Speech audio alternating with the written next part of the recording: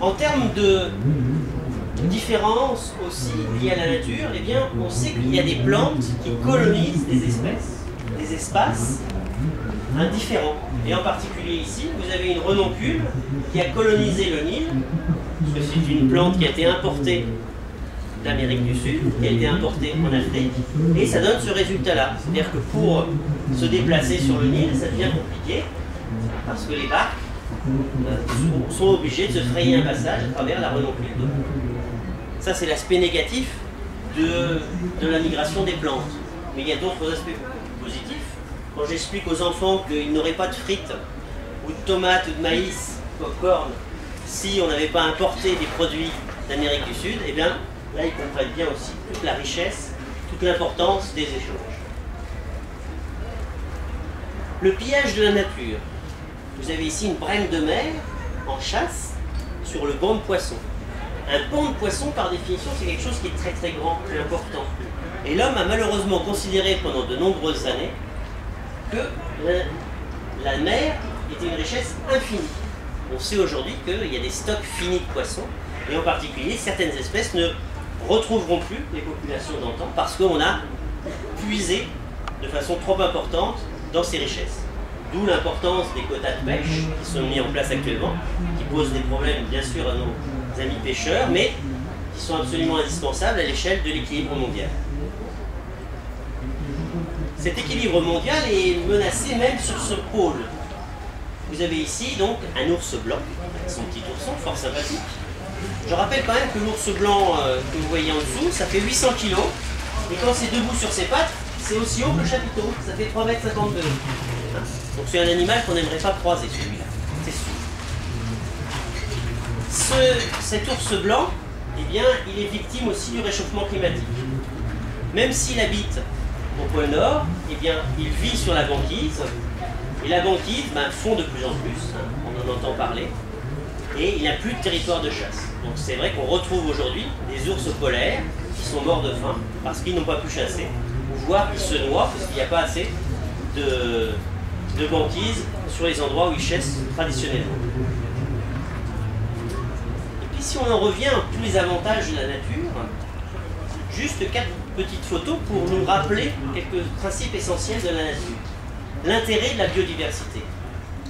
Ce bourdon, ça aurait pu être une abeille, est absolument essentiel pour transporter le pollen, ce sont les petites boules blanches que vous voyez, d'une fleur à l'autre. Sans abeilles, sans insectes, vous n'avez pas de fruits, vous n'avez pas de fleurs, donc vous n'avez pas de fruits. Et donc il faut bien imaginer, et des savants l'ont imaginé d'ailleurs, c'est que sans insectes, eh bien, on donne 4 ans de survie à la Terre. C'est-à-dire que ça ne fonctionnerait plus, ça poserait un dérèglement très important. Alors le travail de nos amis apiculteurs aujourd'hui est important pour expliquer un petit peu aussi qu'il faut préserver ces espèces qui pollinisent nos fleurs et produisent les fruits. Un autre élément important dans la brume de la Guyane, c'est cet arbre rose qui s'appelle donc l'ébène rose, qui est en réalité une plante médicinale. On fait des médicaments avec cette plante, comme on fait l'acide salicylique, qui est extrait par exemple du saule, on fait notre aspirine à partir du saule. Donc, même aujourd'hui, quand vous rentrez dans une pharmacie, il y a à peu près un tiers des médicaments qui est encore fabriqué à partir de plantes. Donc, gardons cette biodiversité, cette richesse, parce que je vous ai dit tout à l'heure qu'on connaissait à peu près 1,8 million d'espèces sur la planète, mais il en reste 10 à 100 millions encore à découvrir. Donc si jamais on détruit des plantes qui feraient les médicaments de demain, on pense que c'est un petit peu bête. La nature nous nourrit. C'est vrai qu'on l'oublie aussi, que ce soit la vache, le lait, les cerisiers que nous voyons ici dans ce bocage normand, eh bien, toute la base de notre nourriture, c'est la planète qui nous le donne à travers la biodiversité. Je pense qu'aujourd'hui, sur le marché, il y avait des choses intéressantes d'ailleurs par rapport à ça.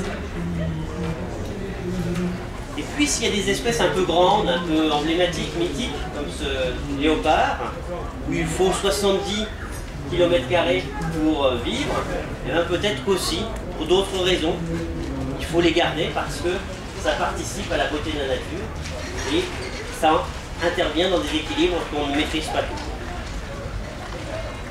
Et puis pour terminer plus localement, notre renard national, que l'on aime bien, c'est quand même une espèce qui mange 6000 mulots par an.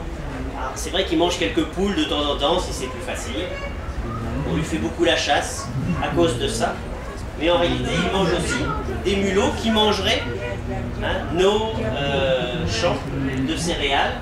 Et donc c'est intéressant. Et puis comme on est dans le pays de Pasteur, je rappellerai que la rage, elle a été éradiquée grâce aux renards chez nous. Parce qu'on a vacciné les renards. Et les renards qui restent sur des territoires empêchent les autres renards de venir. Et donc ça a fait une barrière sanitaire. Et c'est comme ça que la rage n'est plus présente dans notre pays, et de la part des autorités sanitaires. C'est grâce à la vaccination du renard. C'était un petit clin d'œil pour terminer dans la vie de Pasteur sur l'aspect un petit peu emblématique de votre grand homme local. Voilà. J'en ai terminé ce petit tour du monde très rapide. Je vais reprendre